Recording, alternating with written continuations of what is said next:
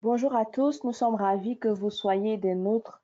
Nous commencerons à 14h05 pour permettre aux retardataires de nous rejoindre. Merci beaucoup.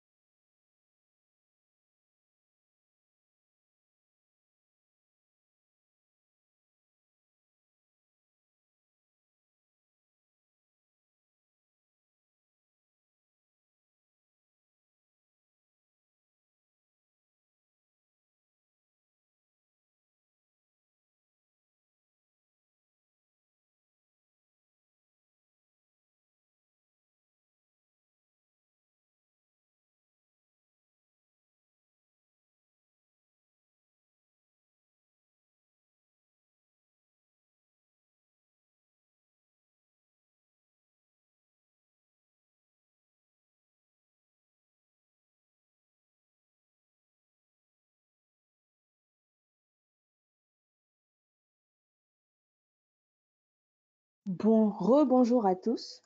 Merci de vous être rendu disponible pour prendre part au premier webinaire de la série de webinaires portant sur l'agriculture que MSC organise ce mois d'octobre.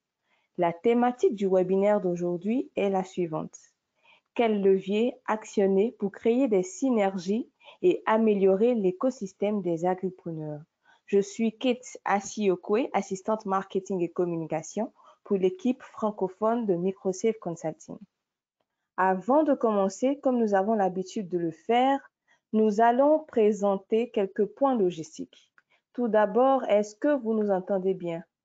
Je vous invite à répondre dans la boîte à questions qui se situe à droite de votre écran.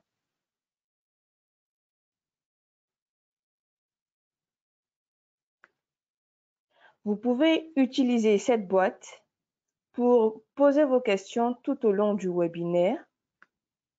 Nous y répondrons à la fin du panel. Enfin, veuillez noter que le webinaire est enregistré et vous pourrez le retrouver sur notre site internet dès demain.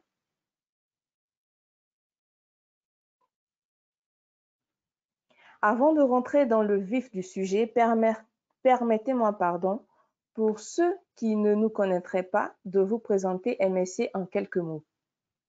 MSC est une société de conseil internationale spécialisée en inclusion financière, économique et sociale, et nous sommes basés dans 11 pays à travers le monde et notre siège pour l'Afrique francophone se situe à Dakar. Depuis cette année, nous avons également ouvert des antennes au Cameroun, en Côte d'Ivoire et en RDC. En condensé, nous pouvons dire que nous sommes au cœur de la révolution digitale depuis ses débuts. Aujourd'hui, nous travaillons avec différents acteurs tels que les gouvernements, les banques, les entreprises de télécommunications, les fournisseurs de services tiers, mais aussi les acteurs de l'écosystème entrepreneurial à travers l'Afrique et l'Asie pour réaliser des améliorations durables et assurer un meilleur impact. Nous offrons des conseils stratégiques et opérationnels et aidons à mettre en œuvre des programmes en utilisant nos données et nos idées provenant de nos travaux de recherche sur le terrain qui sont autant que possible enracinés dans une compréhension profonde des clients, de leurs besoins, de leurs perceptions, de leurs aspirations et de leurs comportements. Notre expérience, nous la partageons également à travers l'Institut ELIX, qui est notre organe de formation. Hors période Covid, nous offrons à la fois des formations privées sur mesure, mais aussi des formations publiques en présentiel, principalement à Dakar et à Abidjan. Enfin, nous offrons des formations en ligne bénéficiant d'une accréditation de l'Université du Québec. Assez parlé, je passe la parole à Amadouba, Senior Manager à MSC, qui a la lourde tâche de modérer ce panel. Amadou, tu as la parole. Merci Kate. Bonjour tout le monde, bienvenue à tout le monde pour ce webinaire. Nous sommes très ravis de vous accueillir dans ce moment d'échange. Avant d'entrer dans le vif du sujet, je vais me présenter. Je suis Amadouba, Senior Manager chez Microsafe Consulting au bureau de l'Afrique francophone. Et je suis en charge d'appuyer le développement et la mise en place des projets dans cette région, Sénégal et dans la région de l'Afrique francophone. Et aujourd'hui, j'ai le plaisir d'accueillir d'éminents panélistes qui sont autour de la table. Ils vont se présenter tout à l'heure et c'est des personnes qui sont issues du terrain, donc ils gèrent des programmes sur le terrain et voilà, ils vont partager avec nous leur expérience par rapport au sujet qui nous est cher aujourd'hui, qui est porté sur l'agriculture. Donc, pour faire une brève introduction sur l'agriculture, on sait bien qu'aujourd'hui, les économies africaines reposent beaucoup sur l'agriculture. On peut mesurer entre 30 et 50% de PIB qui provient de l'agriculture. Si on revient sur le cas du Sénégal, aujourd'hui, on a une économie sénégalaise qui repose principalement sur le secteur agricole avec plus de 60% de la population active qui est dans ce secteur-là. Et aujourd'hui, l'État du Sénégal a mis en œuvre d'importants programmes à la fois d'amélioration, de renforcement, de modernisation de la base de la production agricole dans un but de créer de la sécurité alimentaire au pays et aussi de créer des emplois, notamment des emplois pour les jeunes. Donc, pour ne citer que quelques programmes, on passe au PSE, qui est le programme Sénégal émergent, que vous connaissez bien. Il y a d'autres programmes avec des composantes fortes en agriculture, le PRACAS, et qui sont des programmes orientés sur l'accélération et du développement de l'agriculture. Aujourd'hui, on va débattre sur un sujet clé, c'est l'écosystème. quels sont les leviers il faut activer pour vraiment créer des synergies et avoir un écosystème efficace pour les agripreneurs, c'est-à-dire les entrepreneurs qui veulent se lancer dans le secteur agricole, dans l'agrobusiness. Là, je vais laisser la parole aux panélistes pour qu'ils se présentent. Ensuite, on pourra rentrer dans le vif du sujet.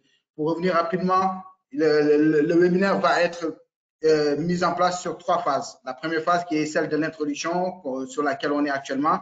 La deuxième, c'est le débat en tant que tel avec les questions fondamentales autour de l'écosystème, l'accès au financement, les offres de services, la dimension genre aussi, et aussi les actions prioritaires publiques qu'il faut mettre en place pour pouvoir renforcer l'écosystème. Donc ça, c'est un débat qu'on va avoir tout à l'heure. Et la dernière phase, c'est la session questions-réponses entre vous, les participants, et les panélistes pour pouvoir échanger sur les questions que vous pouvez avoir par rapport à ce sujet-là. Donc, sans plus tarder, je vais passer la main aux panélistes qui vont se présenter un par un.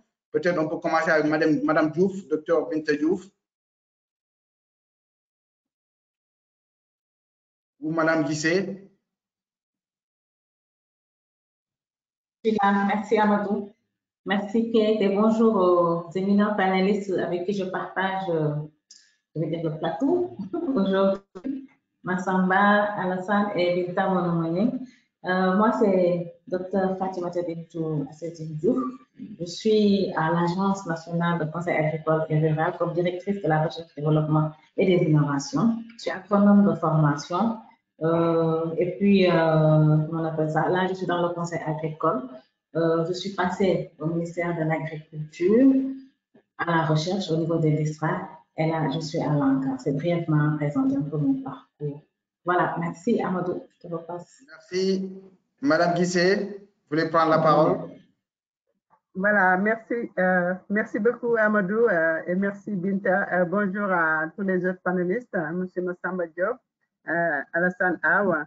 Et vraiment, merci. Je commence par remercier la MSC pour la belle initiative. Moi, je m'appelle Binta Khala Guissé. Actuellement, je suis la directrice nationale d'un projet financé par USAID et qui relève de l'initiative de l'ancien président américain Barack Obama. Il s'appelle Fit the Future Sénégal, jeunesse en agriculture.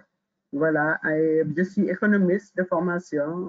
Voilà, j'ai fait également l'administration sénégalaise à mes tout débuts avant d'aller faire un master au niveau des États-Unis sur toujours dans la communauté International Community Economic Development. Merci beaucoup. Merci beaucoup, Madame Guissé. Monsieur Diop, vous voulez prendre la parole? Oui, merci et bonjour à tout le monde. Bonjour aux chers panélistes, aux autres membres panélistes, mais bonjour aussi à tous les participants. Et merci à MSC de nous associer à cet exercice. Mon nom est Massamba Diop. Je suis le coordonnateur national du projet d'appui à l'insertion des jeunes ruraux agripreneurs, AgriJeunes Tekindaouni. Tekindaouni qui est issu de langue nationale Wolof, qui veut dire un peu l'amélioration des conditions de vie globalement des jeunes.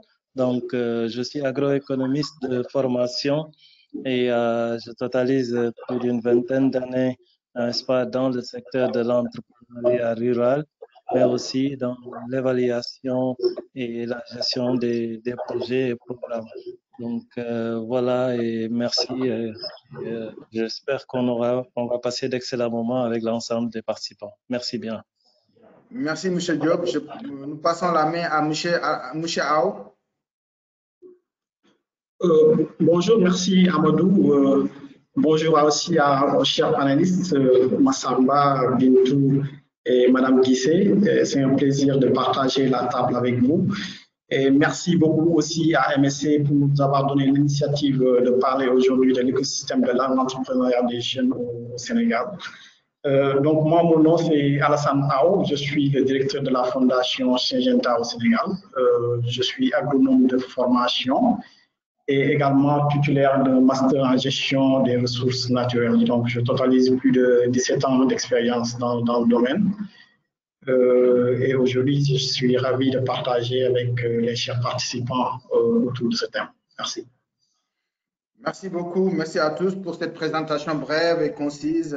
Maintenant, on va essayer de rentrer dans le vif du sujet. Et une des premières questions qui revient souvent, c'est des questions, quelle est la définition d'un écosystème aujourd'hui? Donc, je vais passer la parole à M. Ao, peut-être. On va rester avec vous sur comment définisseriez-vous un écosystème et quelle analyse ferez-vous de la situation de l'écosystème entrepreneurial au Sénégal dans le secteur agricole? Donc, merci beaucoup Amadou pour cette question de fond. C'est très important de nous entendre sur qu'est-ce que nous appelons écosystème d'entrepreneuriat au Sénégal. Donc, pour définir l'écosystème de façon simple, pour moi, il y a lieu de prendre en compte au moins trois aspects fondamentaux. D'abord, les acteurs. Les acteurs qui peuvent être le pilier en quelque sorte de l'écosystème, mais aussi il y a l'environnement, le cadre qui constitue le cadre sur lequel les acteurs évoluent, et enfin les ressources qui peuvent être définies en quelque sorte comme le carburant de l'écosystème. Alors, si on parle des acteurs, il peut s'agir du secteur privé, du secteur public, des ONG, des partenaires au développement, etc., mais qui ont en fait un rôle complémentaire.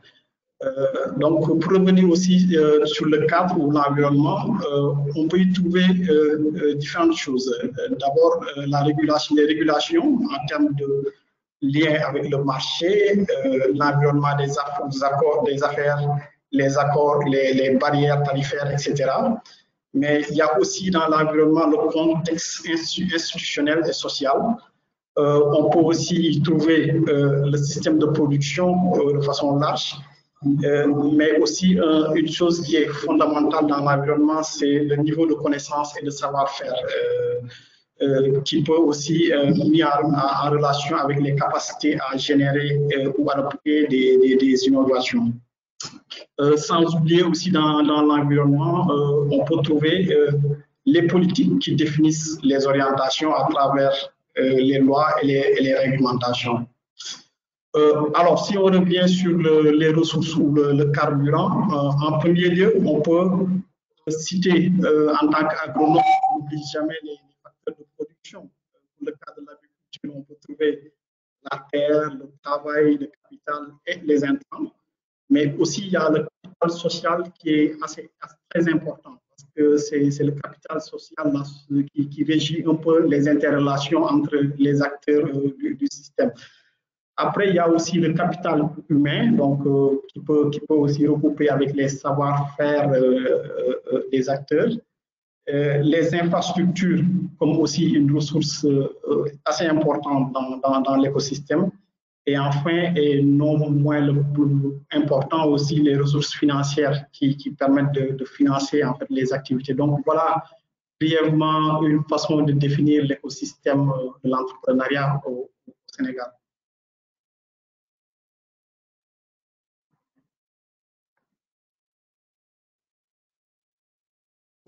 Merci beaucoup, M. Ao, pour ces éléments de réponse.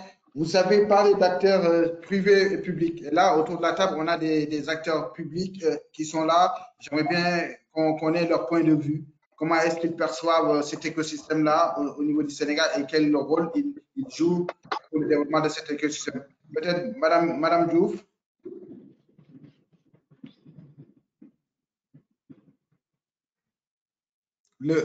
Madame Diouf, vous nous entendez? Oui, vous m'entendez? Là, c'est bon, vous m'entendez? Allez-y, on vous entend, c'est bon. Allez. Vous m'entendez? Est-ce que vous m'entendez? C'est bon, on vous entend. Allô? Super. Voilà, je disais vraiment merci à vraiment baliser le terrain de l'écosystème. Il a vraiment bien défini comment ça se passe. Il y a peut-être quelque chose que j'aimerais ajouter par rapport à ce qu'il vient de dire, c'est aussi les besoins. Je pense que dans l'écosystème, c'est important pour qu'on puisse identifier et connaître les besoins en entrepreneuriat agricole. Maintenant, par rapport au service public, qu'est-ce qui se fait le plus souvent? C'est les politiques, c'est les orientations, c'est la mise en place d'un cadre vraiment favorable pour essayer de rendre vivant cet écosystème-là. Et ce que l'État a fait depuis, je dirais,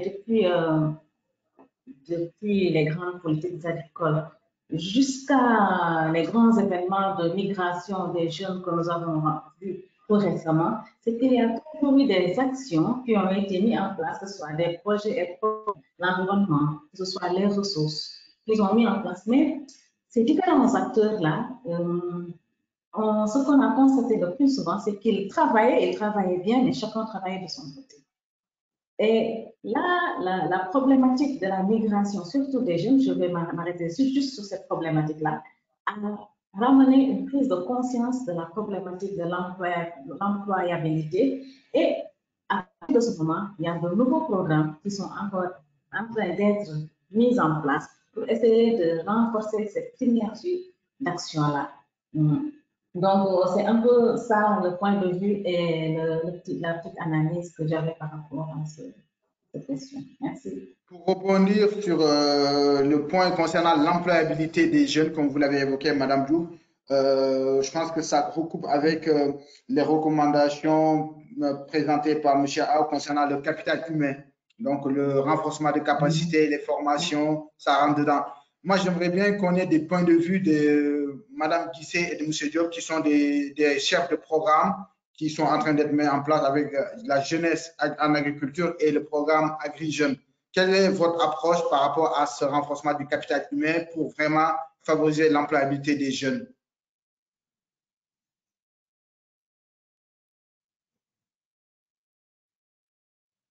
Oui, merci, monsieur Ba. Je crois que je vais essayer de tenter une réponse après. Peut-être Madame Guissé va pouvoir compléter.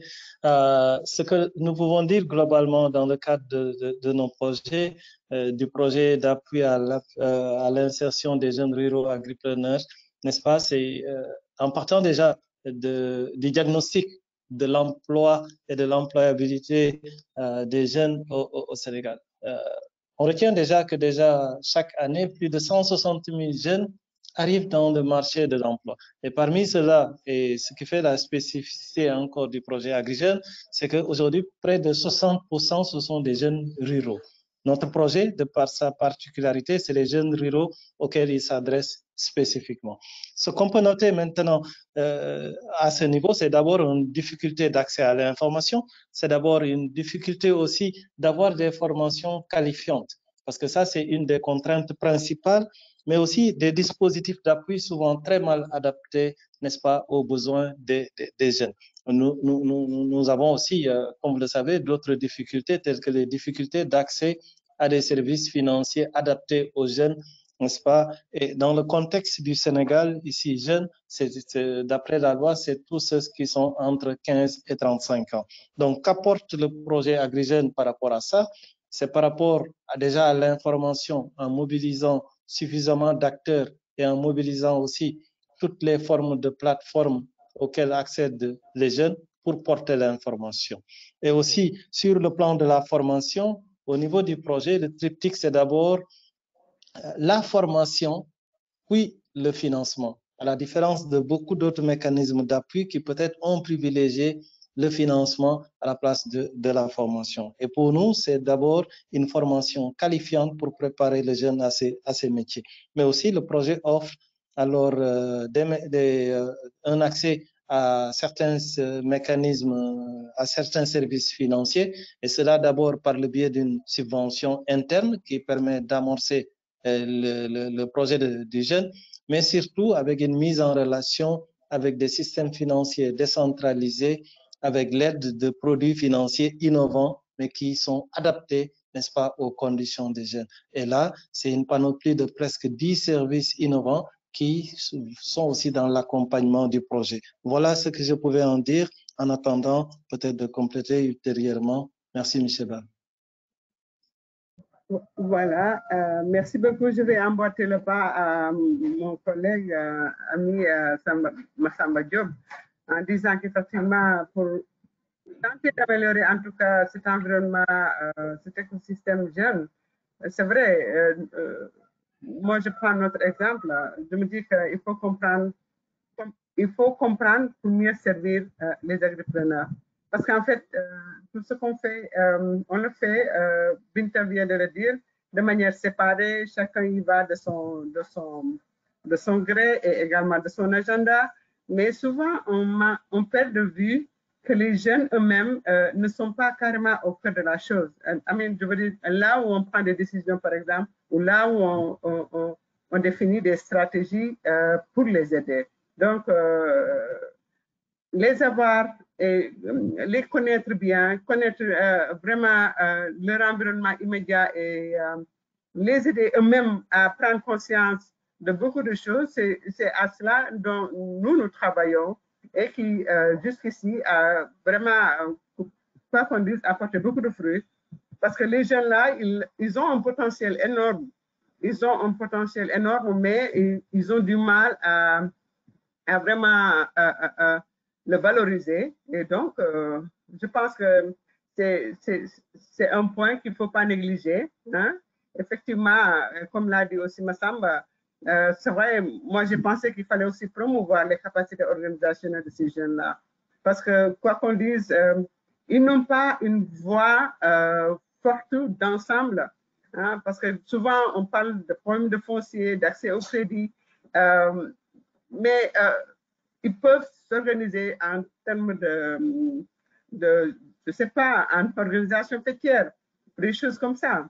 Et ils peuvent aussi, bon, avoir des réseaux de jeunes, hein, et de toute façon, des choses où ils vont être au cœur des débats et des choses qui vont se faire pour eux. Parce que bon, il y a même l'adage qui le dit, hein, tout ce qui se fait pour moi, sans moi et contre moi, souvent on ne sent pas trop la voix des jeunes dans ça. Et nous, c'est ce que nous faisons. On essaie d'aller vers eux, de les laisser découvrir ce potentiel qui est là, qui sommeille en eux, et de le mettre en pratique et de le valoriser. Et ça paye bien, ça paye bien. C'est vrai qu'aussi, il faut rajouter vraiment, il faut revisiter les offres de formation pour une meilleure adaptation. Parce que ça, il faut le dire, tout le monde n'a pas la chance d'une éducation formelle pour aspirer à une qualification encore. Donc, des programmes doivent être un peu plus inclusifs, hein, et aussi renforcer les systèmes existants, en tout cas d'accompagnement. Il faut mettre vraiment un système de mentoring des agripreneurs que beaucoup ne semblent pas trop. Bon, on te forme, on t'incube dans quelque chose et ensuite on te laisse aller comme ça. Souvent, ça pose problème. Donc, il faut savoir vraiment les accompagner, les coacher dans le développement de leur idée et la création de leur plan d'affaires, par exemple.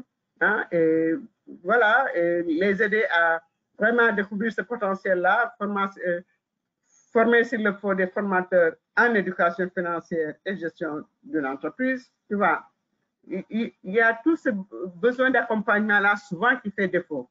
Et souvent, on les laisse avec les incubateurs. Mais même ces incubateurs, moi, je vous dis qu'il faut apporter un appui technique sur mesure aux incubateurs locaux et espaces dédiés à l'employabilité. Voilà. Je pense... Merci beaucoup pour ce... Allô? Merci beaucoup pour ce partage d'expérience par rapport à vos programmes. La question qui me taraude, c'est quel est le profil de jeunes que vous accueillez dans vos programmes aujourd'hui? Parce que vous avez parlé de comprendre leurs besoins. Donc, il y a vraiment, si on a plusieurs types de jeunes, il y a des jeunes, comme vous l'avez dit, certains qui ont besoin de formation, d'autres qui ont besoin de financement, d'autres qui n'ont pas de niveau de formation. Dans vos deux programmes, quels sont les profils de jeunes que vous ciblez? En ce qui concerne le fait de futur jeunesse en agriculture, il y a aucun jeune qui est en rade. Vraiment, c'est les jeunes villageois qui n'ont aucun moyen, qui n'ont aucune éducation du tout, jusqu'à l'universitaire, jusqu'au petit start-up. Donc, chacun avec son environnement qui lui est propre, chacun a ses problèmes, ses problématiques qu'il faut aider à comprendre et à résoudre. Donc, nous avons, même dans nos programmes, dans le 4H que nous faisons, c'est un programme qui veut vraiment encourager les jeunes à mieux se prendre en charge dans la vie en général, pour ne pas dire exclusivement au niveau de l'agriculture. Même dans ce programme-là, il y a des jeunes de bas âge, hein, à partir de la petite enfance, par exemple. Et aussi la relativité des jeunes. Donc, c'est vrai, les jeunes, c'est de 18 ans ou 21 ans, mais nous avons des jeunes qui vont jusqu'à 35 ans, voire même, ils vont même plus. Parce que bon, c'est aussi, il y a la connotation culturelle qui voudrait qu'un jeune, même à 40 ans, si tu n'es pas marié, on te considère jeune. Anyway, donc c'est juste pour dire que tout le monde est là-dedans, vraiment, toutes les couches de jeunes, soit qui ont fait l'école, qui n'ont pas fait l'école, qui ont eu la chance de faire des études, et même qui se cherchent. Nous, on les apprend à vraiment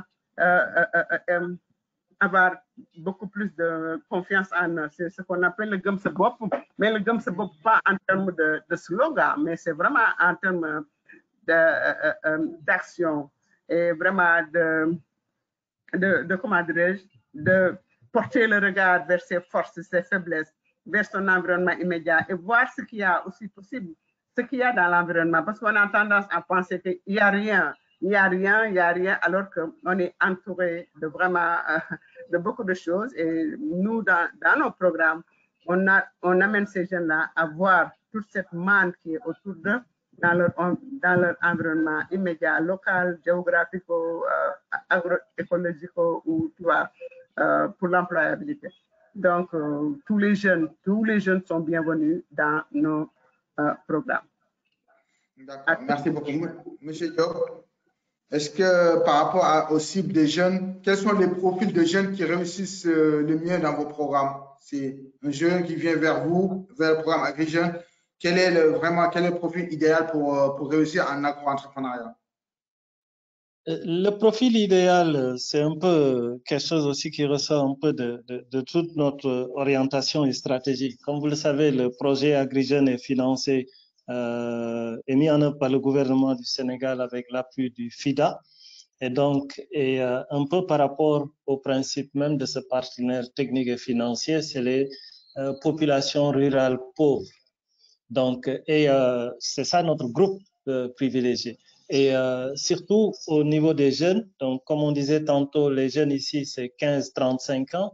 C'est les jeunes qui sont issus d'exploitations familiales pauvres, n'est-ce pas, des ménages à faible revenu ou des jeunes qui sont affiliés à des organisations professionnelles et ou à des associations rurales, mais qui sont en quête d'insertion économique, qui le plus souvent sont des aides familiaux dans les exploitations familiales, alors qui ont peut-être des idées de projet, mais c'est cela notre cible principale. Et très souvent, dans ces cibles-là, nous retrouvons des jeunes avec un niveau d'instruction très faible, certains même non instruits ou analphabètes.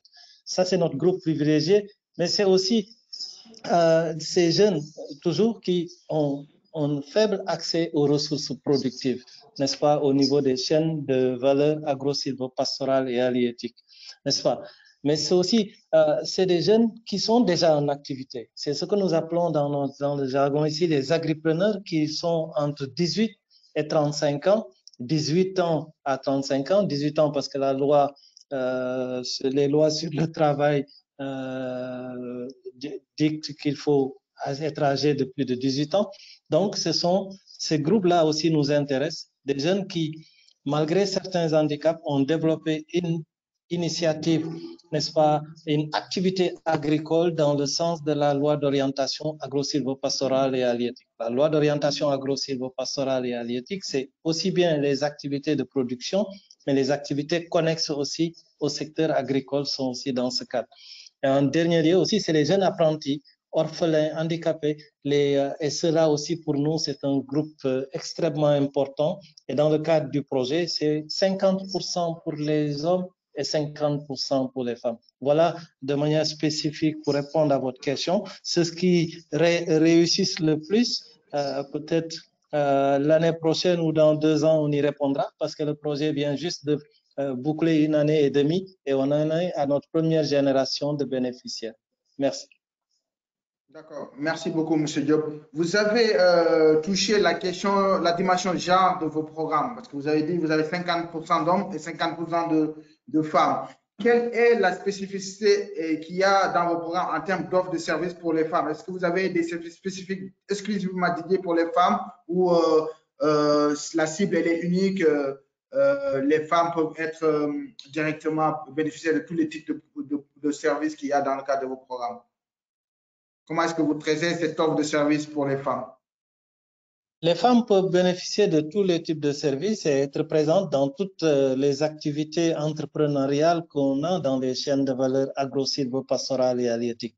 Mais il ne faudrait pas se leurrer parce qu'aujourd'hui, il y a plus ou moins une répartition sexo-spécifique, si on peut dire, n'est-ce pas, dans ces activités. Et aujourd'hui, il y a des secteurs privilégiés, le secteur de la transformation, où on retrouve globalement les femmes. Certes, elles sont moins présentes dans les secteurs de production, mais dans toutes ces activités connexes à l'activité de production, nous y voyons les femmes. On les voit aussi beaucoup dans le maraîchage.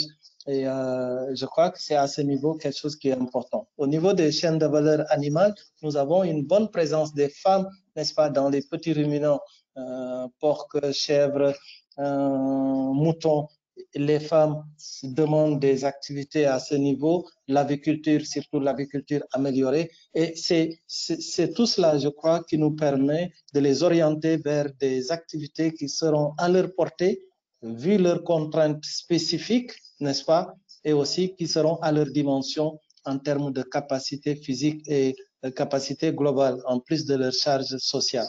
Voilà autant de facteurs qui sont là et qui nous permettent aujourd'hui de privilégier les femmes. Cependant, je dois vous dire, par rapport à notre première génération, nous en sommes à 37% de femmes, parce qu'il faudrait dire aujourd'hui, cette classe d'âge 15-35 ans chez les femmes est extrêmement difficile à mouvoir dans le cadre de l'entrepreneuriat, parce que certaines peut-être ne sont pas encore mariées. Il y a des contraintes culturelles et sociales qui pèsent devant elle. Voilà, M. Bar.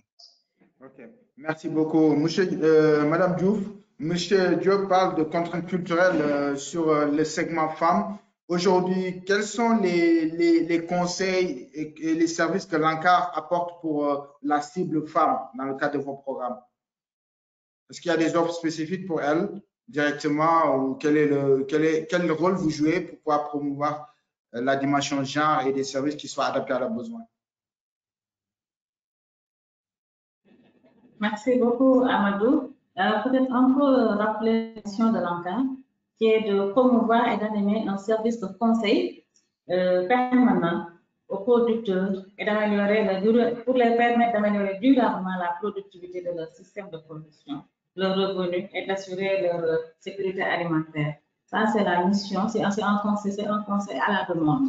Donc, nous n'avons pas un produit spécifique pour les femmes, les hommes, ou bien pour les personnes âgées, pour les jeunes. Mais néanmoins, dans nos indicateurs, nous essayons d'avoir comme cible généralement 40% de femmes dans les activités. Mais comme tout à l'heure, M. Diop l'a présenté, il y a des activités qui sont principalement dédiées aux femmes. Et là, le chiffre ou bien les indicateurs diffèrent par rapport aux autres activités. Par exemple, si on prend les grandes cultures, le maraîchage, la riziculture dans certaines zones, dans la zone de Casamance, la production maraîchère. Et nous appuyons aussi beaucoup de femmes transformatrices. Donc, en fonction du besoin et de la demande de conseil, nous essayons de satisfaire. Donc, si les femmes sont beaucoup plus intéressées à être accompagnées dans la gestion de leur activité, on donne un conseil de gestion. Et ça, c'est le même conseil de gestion que nous donnons à tout le monde, que ce soit les femmes ou bien les jeunes, ou bien les... Enfin, c'est difficile de faire la classification. C'est le même type de conseil que nous donnons à tout le monde si c'est un conseil de gestion. Si c'est un accompagnement pour la commercialisation, si le produit est le même, l'essentiel, c'est qu'on essaie d'identifier à chaque niveau la demande d'accompagnement, comme l'ANCAR travaille de manière transversale sur toute la chaîne toute la chaîne de valeur et sur tous les aspects du développement rural, que ce soit la production animale, la production végétale et tout. Mais aussi l'ANCAR est agence d'exécution des différents projets et programmes du ministère. Nous travaillons avec AgriJeunes dans le cadre de l'exécution de leurs activités. Donc, ça dépend de la demande et des cibles. Mais nous n'avons pas un produit spécifique femmes et jeunes. Si le produit est spécifiquement dédié à la femme, les femmes l'auront. Mais sinon, c'est comme ça que nous travaillons en global. D'accord. Nous pouvons nous retourner maintenant vers M. Ao, peut-être, pour nous parler un peu sur l'expérience de sa fondation par rapport à à l'accompagnement technique et financier à la fois pour les jeunes et pour les femmes? Quels sont les services que vous apportez? Oui, donc merci Amadou pour cette question. Donc, je pense à l'image de l'ANCAR, nous n'avons pas de programme spécifique dédié aux femmes, mais ce que nous faisons, c'est que nous prenons en compte l'indicateur femmes, l'indicateur genre et l'indicateur jeune dans nos projets. Par exemple, pour vous donner un exemple, dans nos projets, nous avons un objectif d'atteindre 30% de femmes dans chaque activité. Et maintenant, dépendant des activités, des types d'activités, il peut y avoir certaines réalités. Par exemple, si on travaille sur la riziculture au nord, il y a une certaine domination des hommes. Mais si on considère dans l'ensemble de la chaîne de valeur et qu'on arrive aux aspects de transformation, il y a des services où les femmes sont très, très présentes. Donc, globalement, nous avons au sein de notre volet agri-services, 3 projets d'autonomisation des jeunes et des femmes. Donc, le premier, c'est le programme Agri-Entrepreneur. Il y a aussi un programme Farmer Hub et un programme Centre de services mécanisés. Donc, le programme Agripreneur, c'est surtout pour les jeunes. Donc, c'est un projet qui vise l'insertion des jeunes dans les services comme l'approvisionnement en intrants, les petits services de mécanisation et aussi les services de conseil. Il y a aussi le service le projet Farmer Hub. Donc, le Farmer Hub, c'est une sorte de guichet unique qu'on a développé dans la zone des Niayes. Donc, là, les femmes sont très présentes au niveau de ce projet. Donc, c'est un projet qui, dans la chaîne de valeur maraîchage, qui permet aux producteurs d'avoir en un seul lieu tous les services dont ils ont besoin en termes d'acquisition d'intrants, de plants, donc de pépinières, mais aussi de fertilisants, etc. Après, au sein de ce Farmer Hub aussi, ils ont la possibilité de centraliser la production avec un network manager ou bien un opérateur de réseau qui leur permet de faciliter facilement la commercialisation des produits. Enfin, il y a le programme de mécanisation. Donc, dans le programme de mécanisation, c'est spécialement dédié aux jeunes parce que ici, ça vise à créer carrément des entreprises pour faciliter les services mécanisés. Donc, jusqu'à présent, ce qui se faisait, c'est que les producteurs géraient leur propre équipement. Et on s'est rendu compte que la façon de gérer n'était pas très adaptée, ce qui faisait que souvent le matériel tombait en panne très rapidement, donc malgré tous les investissements que l'État est en train de faire.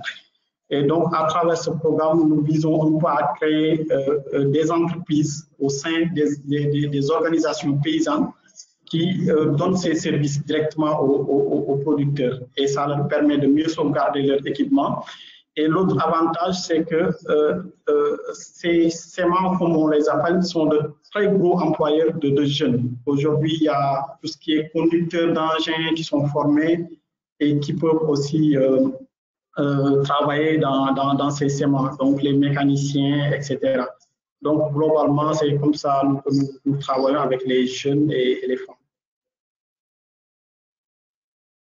Merci pour cette réponse.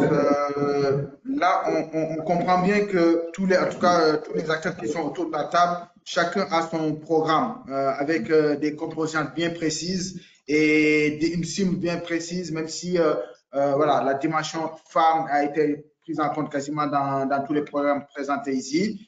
Mais la question qui me brûle au niveau des lèvres, c'est quelle synergie maintenant on peut créer avec tous ces programmes que vous avez aujourd'hui? Quelles sont les synergies qu'on peut créer pour développer vraiment un écosystème qui soit vraiment incitatif pour accompagner les jeunes vers l'agro-entrepreneuriat? On peut commencer par vous, Madame Diouf.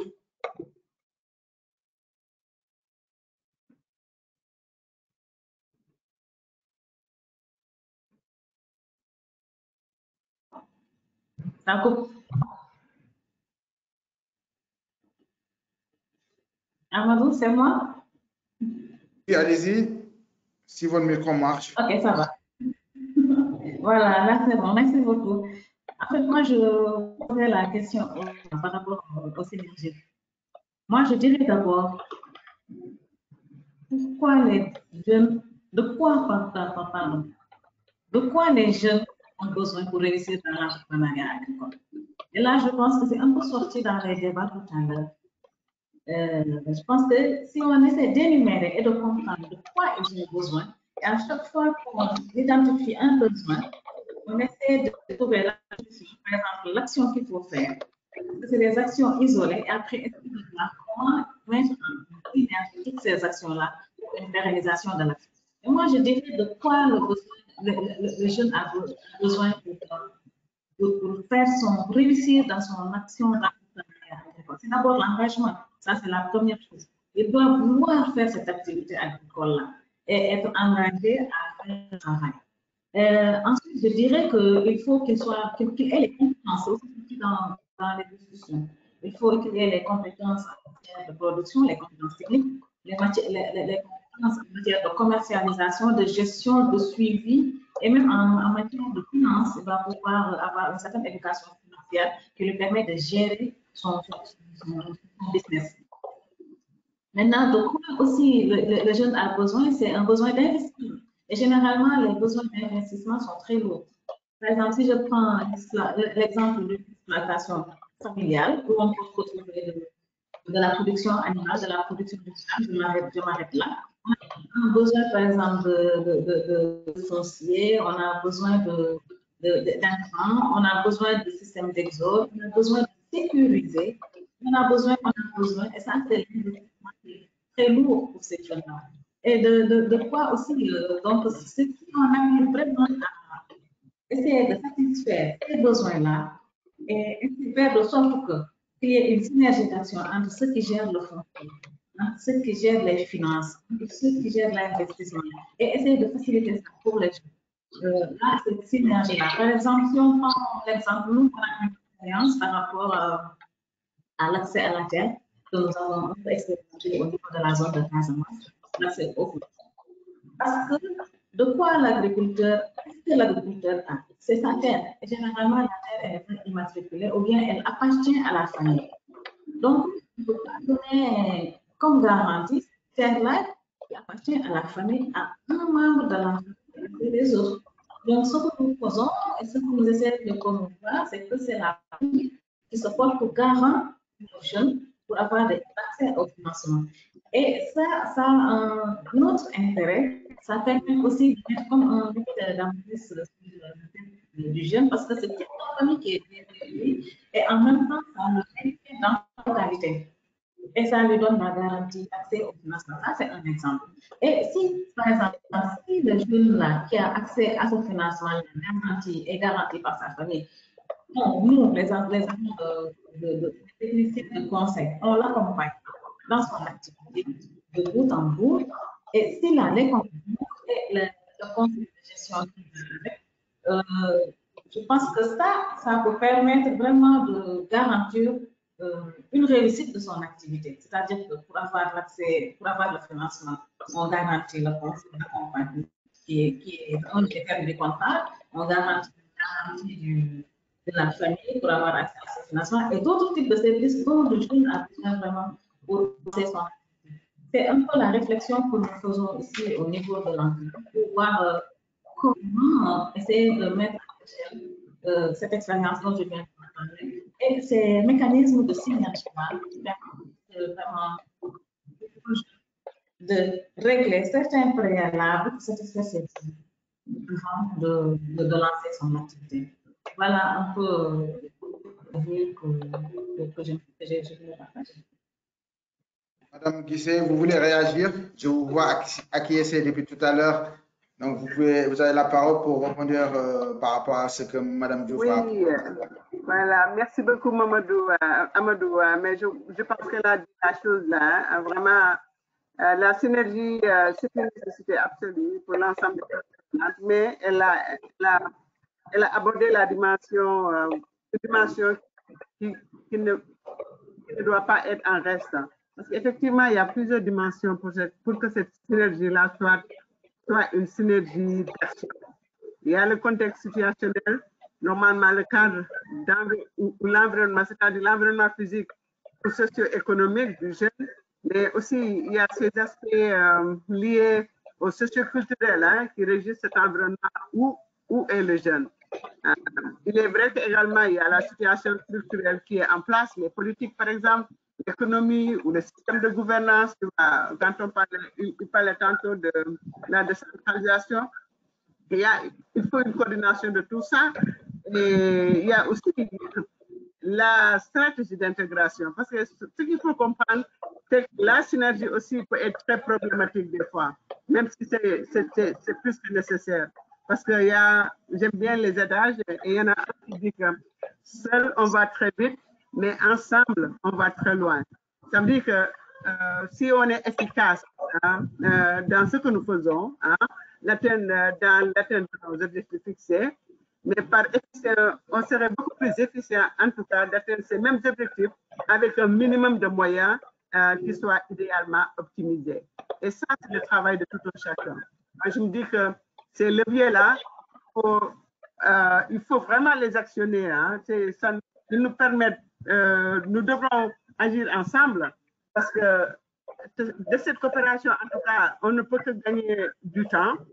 On va éviter la déperdition, en tout cas des efforts, mais c'est vraiment, ça va nous permettre de multiplier l'impact général et même individuel. Mais ça pose toujours problème. Mais le prix en vaut la chandelle parce que tout ce qui peut booster nos performances a pu de relever ce grand défi-là.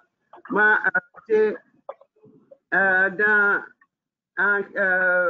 un objet de mire, en tout cas, je vois bien que il y a une loi qu'on appelle la loi 1 plus 1 égale 3, ou plus de 3 même.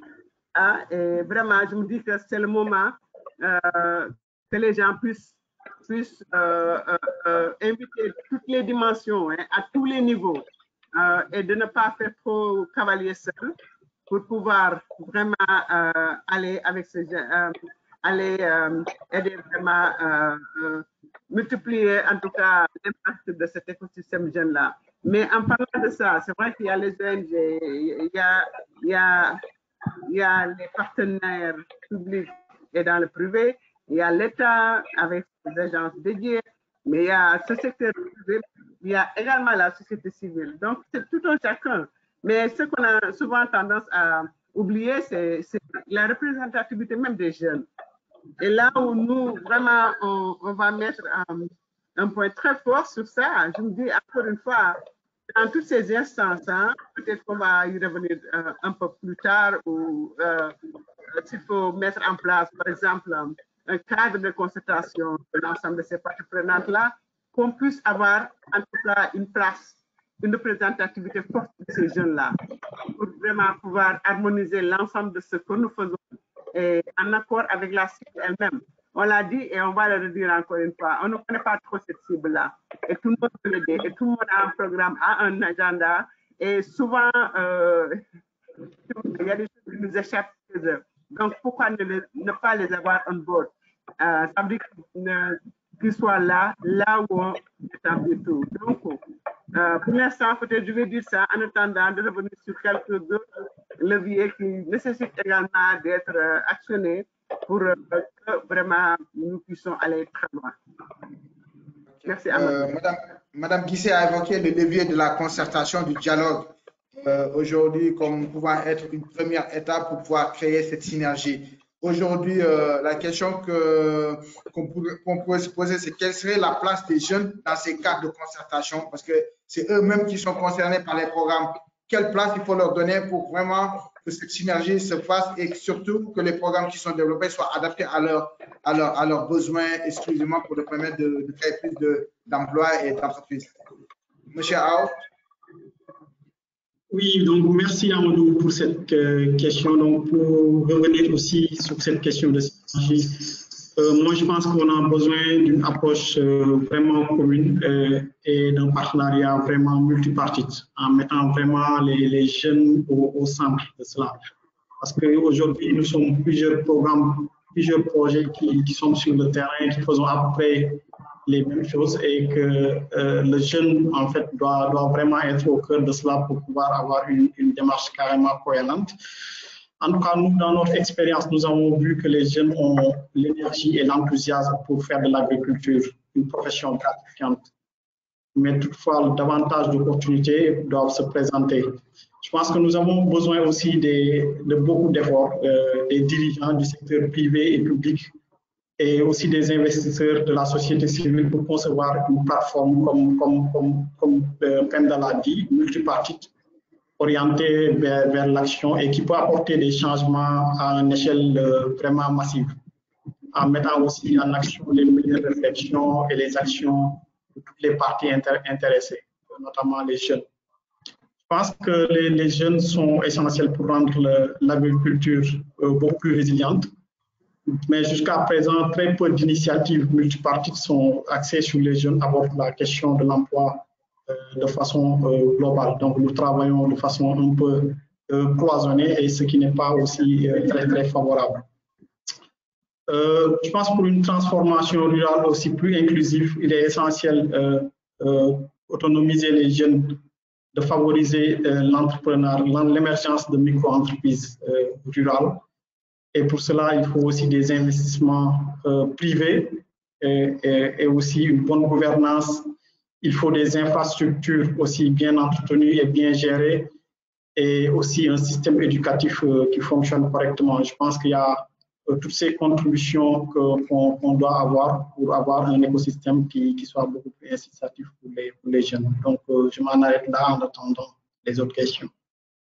Merci pour cette réponse, M. Ao. Je me tourne vers M. Diop, puisque son programme Agri-Jeunes est fait pour les jeunes. La question cruciale, c'est quelle est la place qu'il donne aux jeunes dans ce programme-là?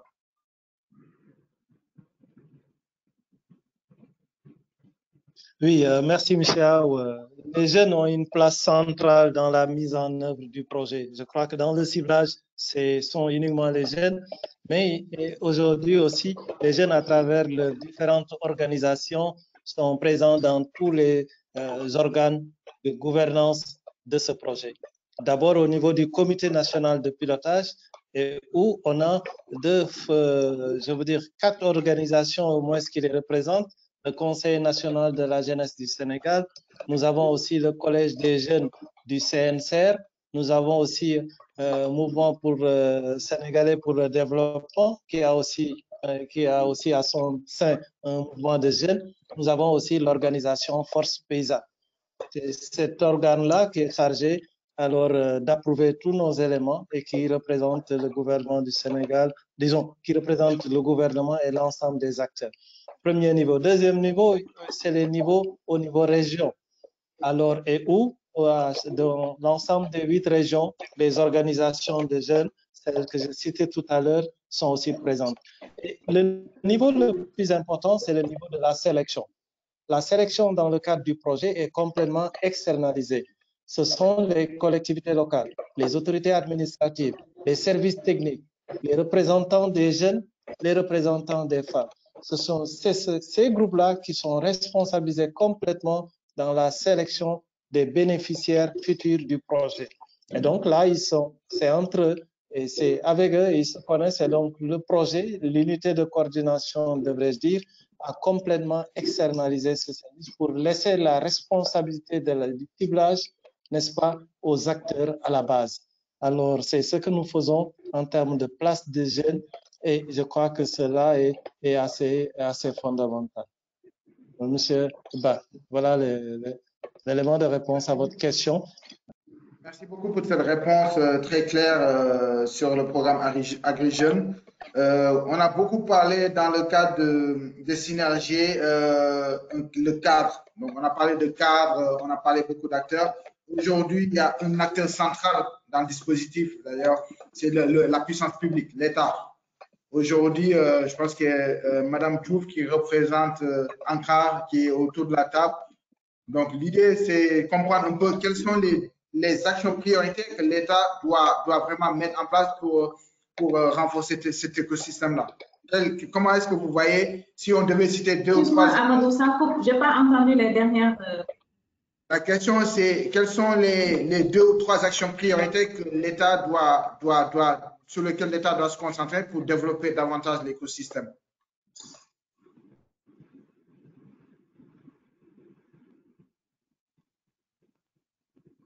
C'est une question vraiment très intéressante. Parce qu'il y a tellement de choses que l'État doit faire pour vraiment améliorer l'écosystème pour l'employabilité des jeunes. Là, je dirais premièrement, c'est de faciliter les investissements. Parce que dans le système agricole, ce qui est très lourd pour un jeune, c'est de satisfaire aux besoins d'investissement. Parce que le jeune n'a pas de garantie. C'est une grande problématique déjà de pouvoir essayer de résoudre par la mise en place de mécanismes qui d'avoir de satisfaire à cet investissement. Et après, c'est vraiment accompagner pour, comment on appelle ça, dans ces aspects techniques et financiers. Et techniques. Et je pense que là, il y a beaucoup d'écoles de formation, il y a beaucoup de structures d'accompagnement comme là, qui sont là et qui ont besoin parfois d'être renforcées, mieux renforcées en moyens de travail et renforcées en ressources humaines pour pouvoir satisfaire à ce besoin d'accompagnement dans le suivi de ces activités. Bah, il y en a d'autres, mais principalement, c'est si on arrive à appuyer sur ces deux idées-là, ça permettrait de faciliter vraiment l'environnement, l'écosystème de l'employabilité des jeunes et de l'entrepreneuriat des jeunes. D'accord. Merci beaucoup pour cette réponse. Je vais tourner aux deux chefs de projet AgriJeunes et Jeunesse en agriculture. J'aimerais bien savoir quels seraient vos besoins en termes d'interaction avec l'État. Comment est-ce que l'État peut vous aider à développer davantage les impacts que vous avez sur le terrain? Si on devait citer une ou deux priorités au niveau de l'État, quelles seraient ces actions que vous attendez de l'État pour vraiment booster l'impact de vos programmes sur le terrain? Monsieur Diop et Madame Guissé. Merci beaucoup, Ba. Vraiment, ce qu'on attend de l'État, et aujourd'hui, on y travaille très fort, c'est une appropriation. Parce que vraiment, souvent, ça fait très défaut et très mal aussi, hein, de travailler pendant 3 ou 5 ans, voire même pas plus que ça, sur une dynamique bien établie qui a donné des preuves et tout, et que si le projet plie bagage, eh ben, tout le monde plie bagage, voilà. Donc, l'appropriation, je pense que c'est extrêmement important. Il y a aussi le fait, un autre point également que l'État pourrait beaucoup aider, hein, c'est convoquer ce collectif d'acteurs, vraiment de parties prenantes, hein, et essayer d'aider à vraiment à asseoir, par exemple, si c'est une plateforme, mais faire en sorte que, de grâce, qu'on puisse maîtriser en tout cas la dynamique et la motivation de ces équipes qui vont se mettre en place. Essayer d'identifier et promouvoir des partenariats stratégiques, hein, entre les acteurs. Il y en a déjà des qui existent, mais consolider ces acteurs, mais les rendre également opérationnels aussi. Hein, parce que ce qu'il faut dire, c'est qu'il y a une manne ici. Hein, c'est le levier, en tout cas, de la responsabilité sociétale des entreprises. Vraiment, je n'arrêterai pas de le dire, mais si nous voulons sauver notre jeunesse, nous voulons sauver notre futur demain, notre futur de Sénégal, qui est notre jeunesse aujourd'hui, mais ça doit concerner tout le monde. C'est mon enfant, c'est son enfant, c'est tout ça. Donc, ces grandes entreprises qui ont, à la limite même, des fois, je les pointe du doigt parce que c'est comme s'ils ont pris toute la place. Ils n'ont même pas laissé assez de place pour les startups ou bien pour les petites entreprises. Ils doivent avoir normalement un retour, hein, et ils doivent pouvoir s'investir. Et nous attendons de l'État et de ces gens-là de pouvoir galvaniser ces gens les gens qui sont dans le secteur privé et public pour vraiment appuyer ce qui est en train de se faire pour le futur de ce Sénégal, c'est-à-dire pour cette jeunesse. Je sais que ce n'est pas trop facile, on ne va pas demander la lune, mais cette appropriation et faire en sorte qu'également qu'on puisse trouver des moyens de rapprochement de l'ensemble de nous, ce que nous faisons. Je me dis, nous, en tant qu'ONG, mais il y a d'autres bailleurs de fonds, il y a des agences qui sont au niveau national, étatique, mais il y en a aussi de la société civile, il y a des hubs de jeunesse, il y a tout cet écosystème-là, faire en sorte qu'il y ait un chef, ça ne peut être que peut-être l'État, ou l'État de coordonner tout cet ensemble-là pour une durabilité quelconque. Parce que le projet, il est là pour 5 ans, il va partir, pour 10 ans, il va partir, ainsi de suite, mais l'État doit être là et vraiment garder le flambeau et pour une durabilité absolue. Merci. M. Diop, vous voulez rajouter des éléments de réponse par rapport à ce point de Mme Guissé? Oui, tout à fait. Pour moi, l'État, on est déjà dans l'État. C'est vrai que le projet est rattaché au ministère de l'Agriculture qui assure même la tutelle technique. Mais je crois que ce qu'on veut dire d'un point de vue personnel, c'est que l'État doit pouvoir agir au moins sur plusieurs leviers. D'abord, nous pensons que c'est au niveau des politiques et aussi des programmes. Je m'explique. Je crois qu'il faudrait aujourd'hui une bonne harmonisation des politiques, n'est-ce pas, de l'État, des politiques qu'ils ont mises en œuvre et au moins qu'on ait la continuité dans ces politiques. Mais très souvent, avec beaucoup d'éléments dont nous ne maîtrisons pas, alors ça change, les objectifs changent. Je crois que cela est fondamental. Il faut cette harmonisation, mais aussi bien aussi une harmonisation au niveau des programmes. Pour créer aujourd'hui la synergie, c'est extrêmement difficile et peut-être qu'avec l'initiative en cours, avec les pôles emploi, entrepreneuriat des jeunes et des femmes, on va assainir un peu le paysage institutionnel. Mais je devrais dire que déjà, beaucoup de nos structures, on se marche sur les pieds parce que les approches sont différentes et ça, c'est un gros souci. C'est à l'État d'organiser ce paysage pour qu'au moins les jeunes aient accès à une porte d'entrée qui est unique et qui permet d'améliorer. Je disais que les pôles emploi entrepreneuriat peut-être vont aider dans ce sens. Donc l'État doit harmoniser tout cela, harmoniser, n'est-ce pas, ces éléments. Un autre élément, c'est d'agir sur l'infrastructure. Et je crois qu'à ce niveau, surtout sur l'emploi rural, l'entrepreneuriat rural, c'est aujourd'hui l'accès à l'électricité, l'accès aux technologies, parce qu'aujourd'hui, il faut rajeunir notre agriculture, il faut rénover notre agriculture.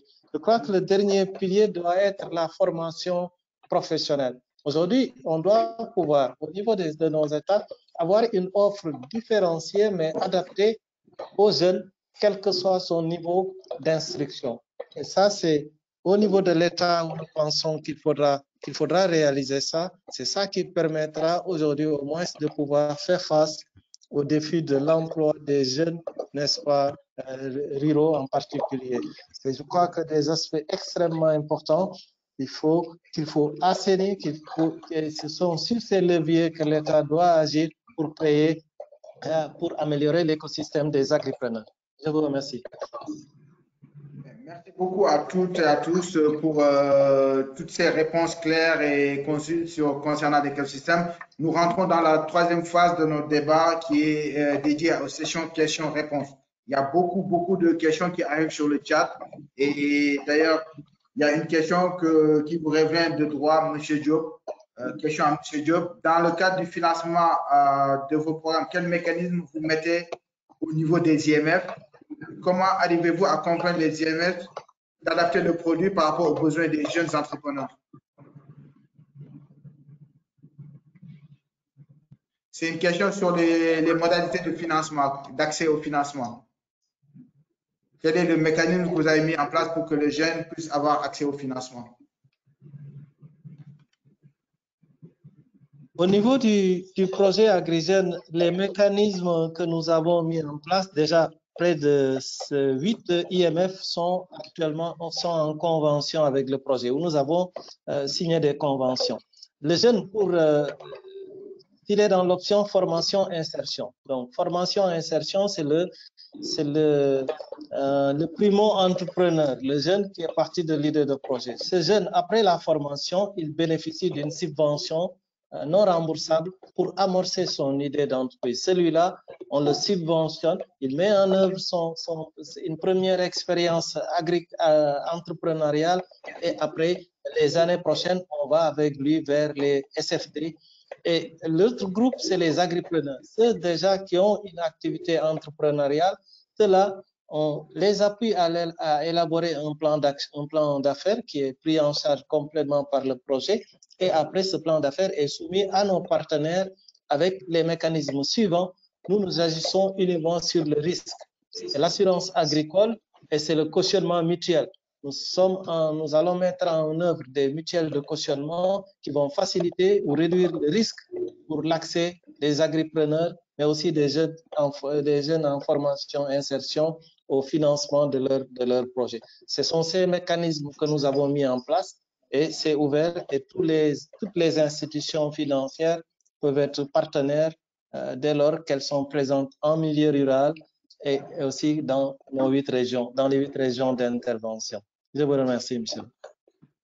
Merci beaucoup. Il y a une question concernant les jeunes maraîchers qui demandent quelle stratégie vous avez adoptée pour permettre aux jeunes maraîchers de pouvoir préserver le peu de terre qui leur reste et qui est menacé par l'urbanisation galopante. Donc, c'est la question du foncier qui est là. Et peut-être c'est Madame Diouf, vous voudrez prendre cette question.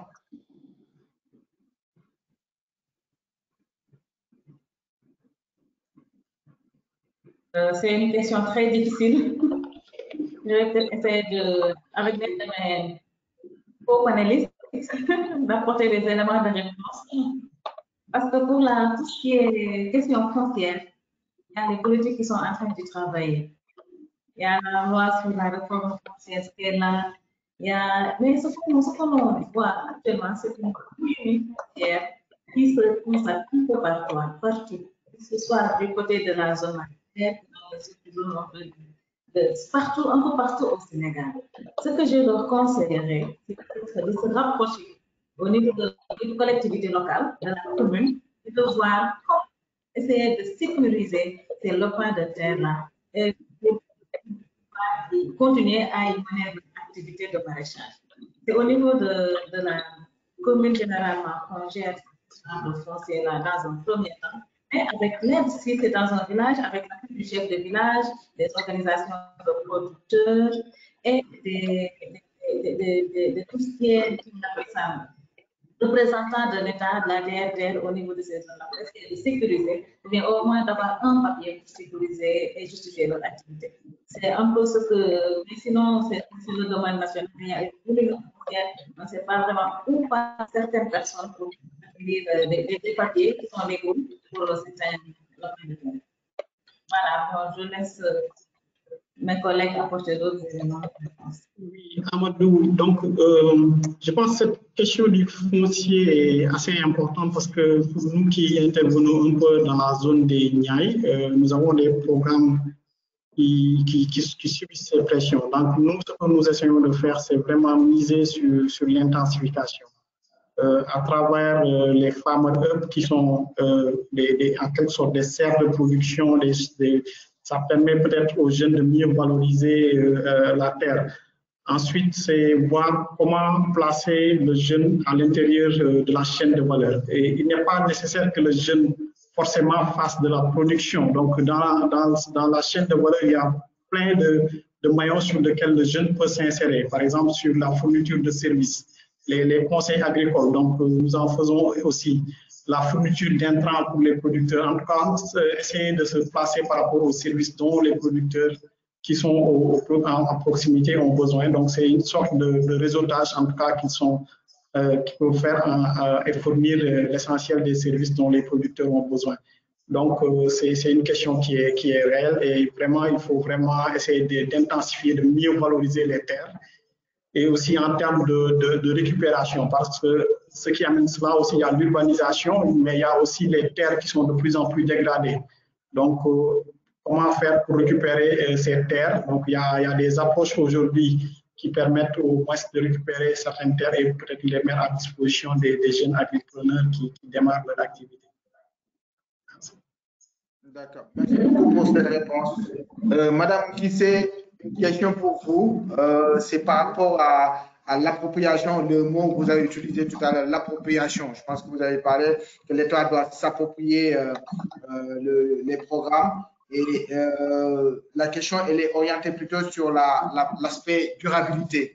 Comment est-ce que vous assurez la pérennité des activités, des projets et des actions sur le terrain une fois que le projet est fini? C'est un sujet qui revient dans les questions au niveau du chat. Est-ce que vous pouvez réagir là-dessus?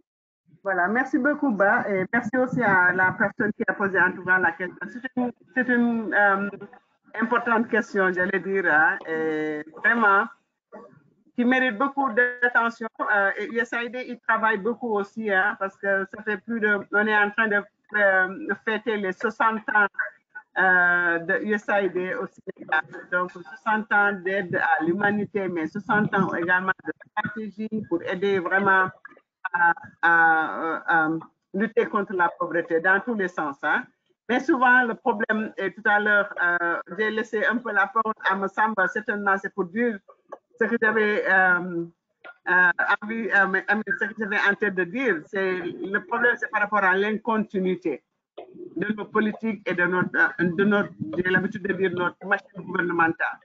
Tu travailles avec un certain nombre de personnes, avec un certain nombre d'agences avec qui vous réussissez vraiment un coup de mettre quelque part et un remaniement ou je ne sais pas moi quoi, un changement de ministère et tout sur l'eau. Et c'est ça, c'est vraiment des problèmes auxquels on est confronté. Et bon, on n'a pas de baguette magique non plus, hein, mais c'est nous dans nous, il faut le dire.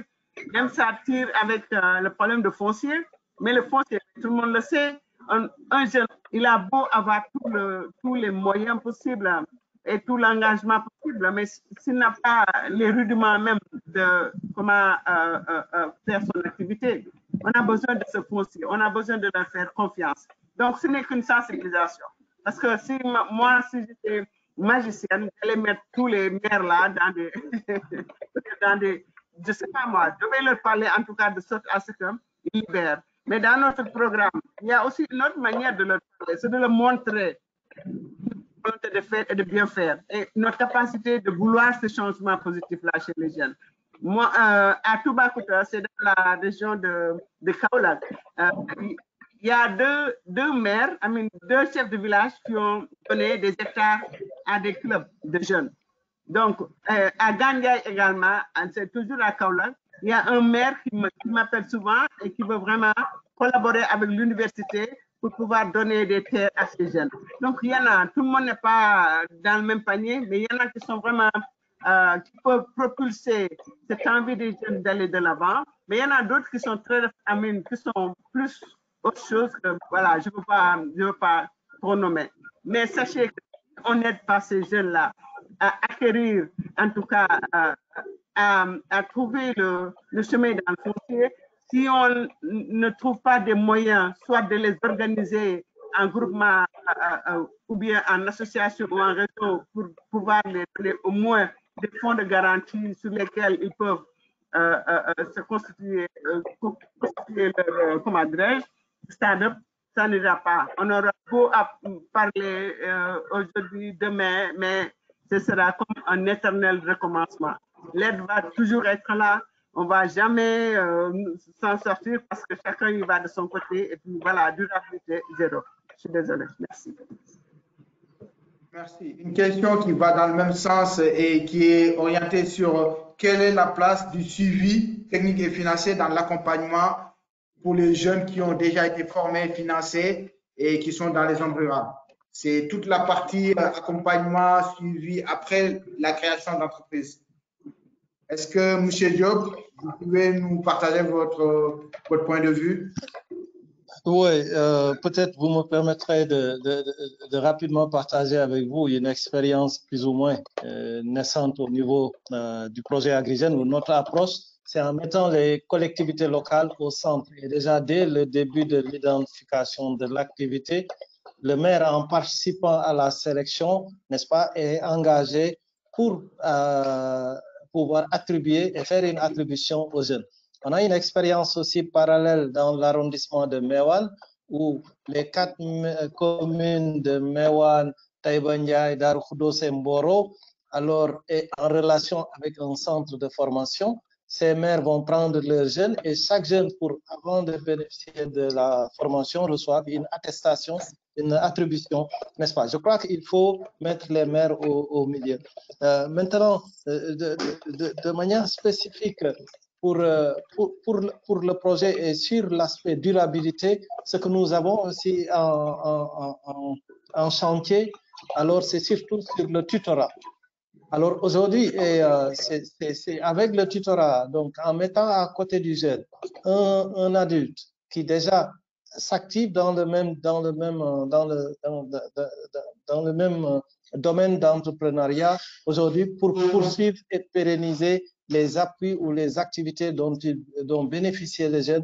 Nous pensons que ça aussi, c'est des éléments probants, n'est-ce pas, en matière d'entrepreneuriat, de promotion de l'entrepreneuriat.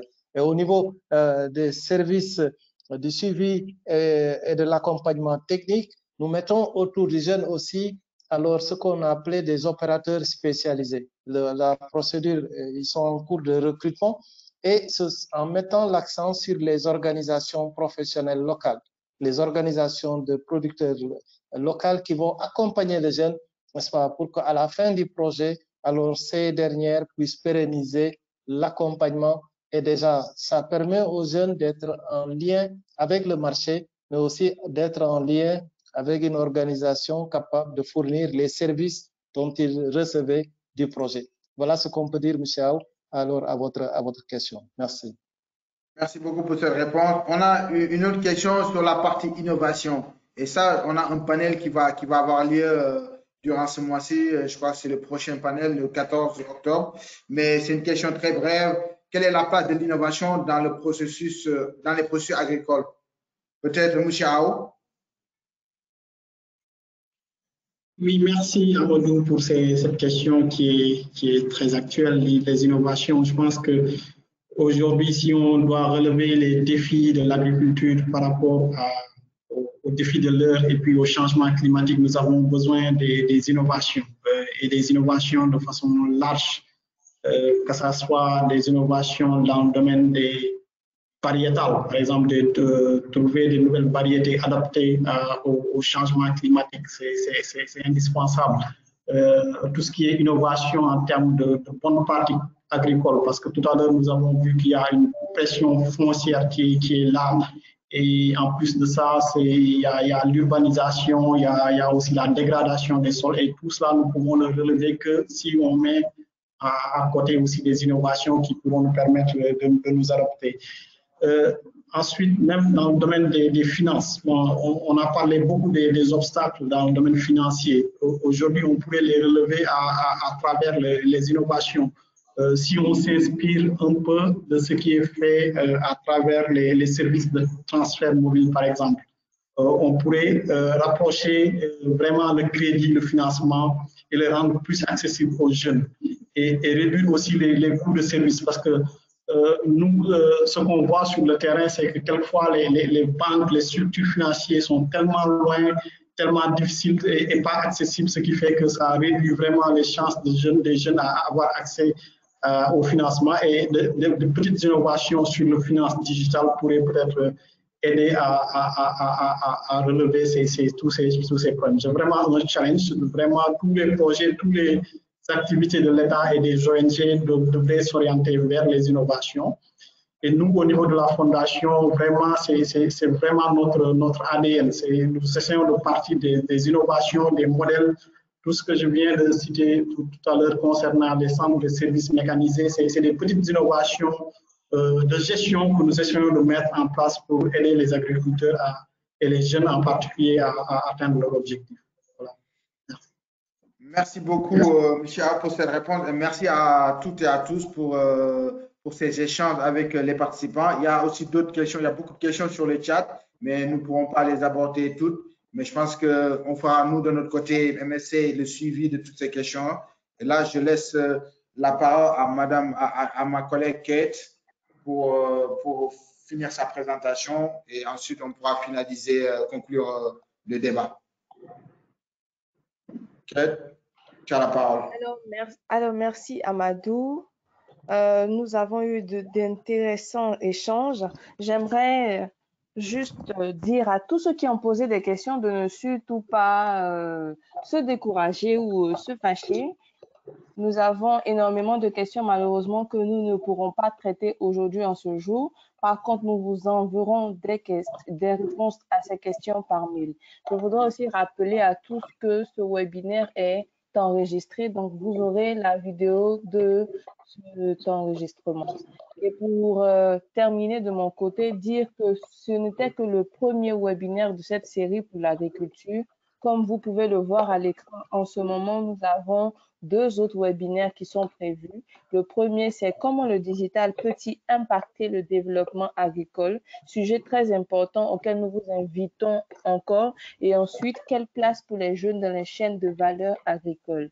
Les liens d'inscription à ces webinaires vous seront partagés dans un mail d'ici demain. Merci à tous. Merci beaucoup, Kate.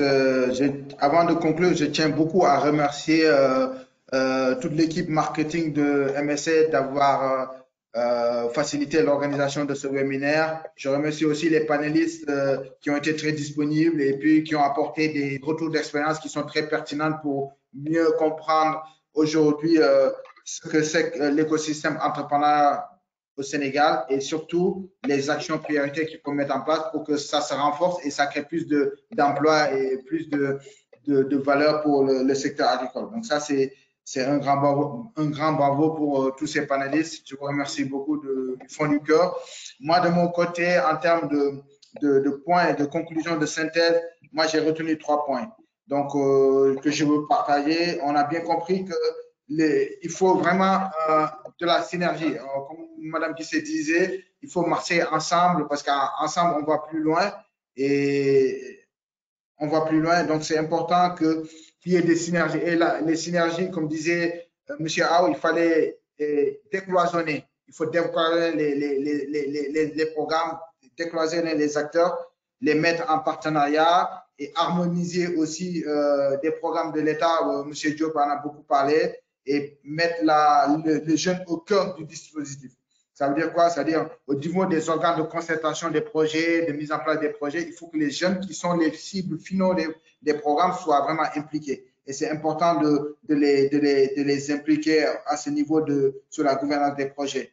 Il y a une question fondamentale liée à la pérennisation des activités, c'est-à-dire au-delà de la fin des projets, il faut continuer, il faut que les activités continuent, il faut qu'on trouve des modèles de pérennisation des activités pour que l'impact soit beaucoup plus amplifié et que les jeunes aient beaucoup plus de chances à pouvoir créer des activités durables. Donc ça, c'est important. Et il y a la question d'accompagnement qui revient à 2 niveaux. C'est l'accompagnement technique avec les formations qui soient adaptées au profil des jeunes, que ce soit de la formation professionnelle, la formation aussi sur l'éducation financière, la formation sur la gestion entrepreneuriale.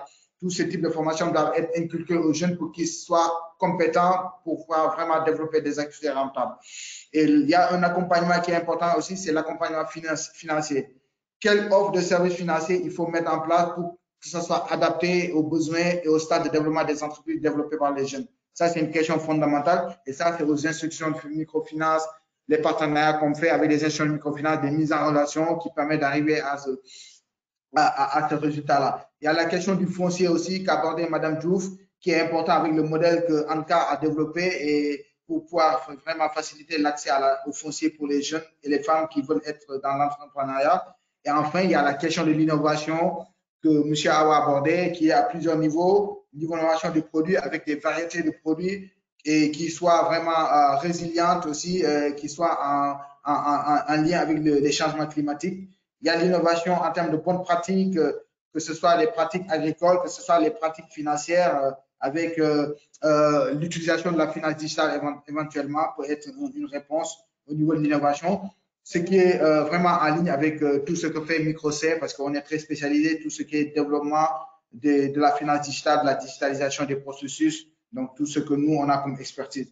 Voilà à peu près les 3 points que j'ai retenus dans la discussion, qui a été très riche, et en remerciant tous les participants de rester jusqu'à la fin de ce webinaire et nous vous donnons rendez-vous pour le 14 et le 28 octobre pour les deux autres webinaires qui vont avoir lieu sur la thématique agricole.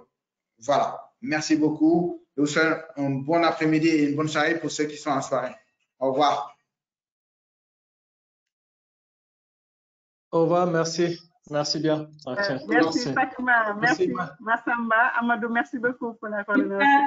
Merci Madame Gouté, merci Madame Diouf et merci à vous. Ok. Allez, Au revoir. merci. Au revoir.